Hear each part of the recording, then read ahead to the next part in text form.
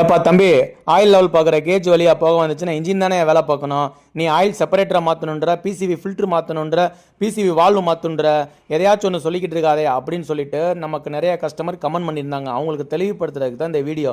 இந்த பாருங்கள், இதுதான் ஆயில் லெவல் பார்க்குற கேஜ். அதுக்கு பக்கத்துலேயே ஆயில் செப்பரேட்டர் ஜாயிண்டாக இருக்க இடம் இருக்க தெரியுதுங்களா?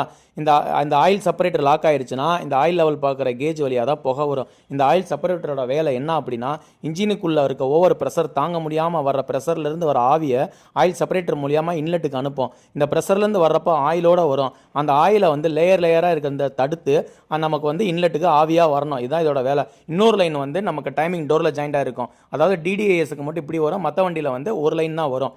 இதுக்கு நம்ம லாக் ஆயிருச்சு அப்படின்னா, நம்ம ஆயில் செப்பரேட்டருக்கு லாக் ஆயிருச்சு அப்படின்னா நீங்கள் கேஜ் வழியாக புகை வரத்தான் செய்யும். ரொம்ப லாக் ஆயிருச்சுன்னா ஓசு வெடிக்கும்.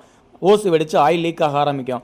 அதனால நமக்கு ஆயில் குறையிற கம்ப்ளைண்ட் வரும். இல்லை அப்படின்னா கேஜ் வழியாக புகையும் வரும். ஒரு சில டைமில் ஆயிலும் தெறிக்க ஆரம்பிக்கும். இதுதான் கம்ப்ளைண்ட்டு. இந்த வண்டியில் எல்லா வாகனத்துலேயும் இது வரும். லாரி முதற்கொண்டு வரும்.